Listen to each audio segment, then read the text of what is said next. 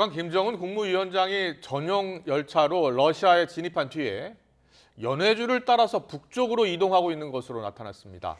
북러 정상회담이 조만간 열릴 걸로 보이는데요. 수행단에는 군부의 핵심 간부들이 포함돼서 무기 거래가 핵심 의제로 다뤄질지 관심이 쏠리고 있습니다. 취재 기자 연결합니다. 조수연 기자. 네, 통일외교 안보부입니다. 네, 지금 김 위원장이 연해주 쪽으로 이동하고 있다고 하는데요. 블라디보스토크하고 반대 방향 아닙니까? 러시아 어디쯤 가 있는 겁니까? 네, 앞서 우리 국방부는 김정은 위원장의 전용 열차가 오늘 새벽 러시아에 진입한 것으로 보고 있다고 밝혔고요. 일본 언론은 김 위원장이 오늘 오전 북러 접경 지역에 있는 러시아 하산역에 도착해서 환영식이 열렸다고 했습니다. 그리고 오후 들어서는 러시아 매체가 전용 열차가 연해주 라즈돌나야 강 철교를 건너서 현재 북쪽으로 이동 중이라고 전했습니다. 라즈돌나야 강은 우수리스크역 인근에 있는 강으로 김 위원장이 블라디보스토크에 도착하기 전에 다른 지역을 먼저 방문할 가능성도 제기됩니다. 북한은 김 위원장이 그제 오후 평양을 출발했다고 밝혔는데 최고 지도자 동선을 노출하는 문제에 있어서 매우 민감한 만큼 세부 상황은 공개하지 않고 있습니다.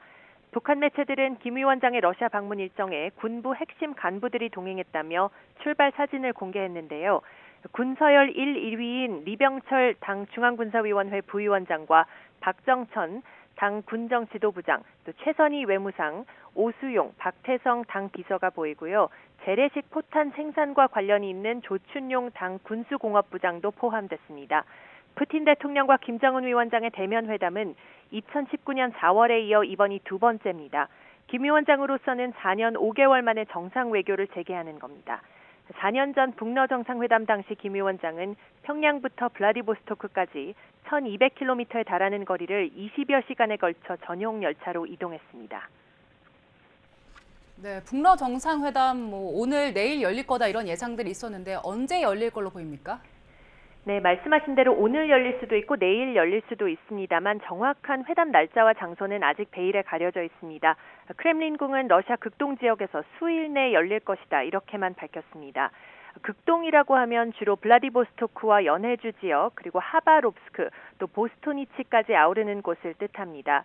이르면 오늘 열릴 수도 있지만 내일 동방경제 포럼이 끝난 뒤에 회담이 열릴 가능성이 큰 것으로 일단 우리 정부는 판단하고 있습니다. 핵심 의제는 무기 거래와 연합훈련 등 군사 협력 방안으로 예상되는데요. 크렘린궁은 양측이 양국 관계와 영내, 국제 정세를 논의할 것이고 미국의 북러 무기 거래 경고는 자신들에게 중요하지 않다 이렇게 말을 하기도 했습니다. 이와 관련해 북한이 곡사포, 박격포 포탄을 주고 방공 무기를 받을 수 있다는 러시아 언론 보도도 나왔습니다. 또 외화벌이를 위해 북한 노동자의 러시아 파견을 늘리는 문제, 그리고 러시아의 대북 식량 지원 논의도 예상해 볼 수 있는데 조금 전에 러시아 측이 이 문제도 대북 식량 지원 논의도 논의 대상이라고 말을 하기도 했습니다.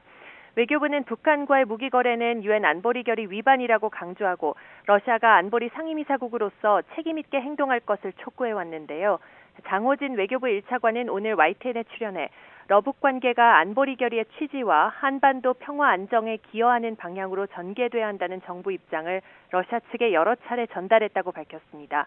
그러면서 만약 러시아가 안보리 결의를 위반하고 북한과 일정한 선을 넘은 협력에 나선다면 한러 관계에 상당히 부정적인 영향을 미칠 수밖에 없다고 강조했습니다.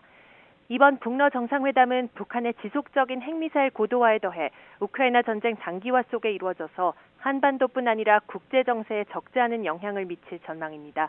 지금까지 통일외교안보부에서 YTN 조수연입니다.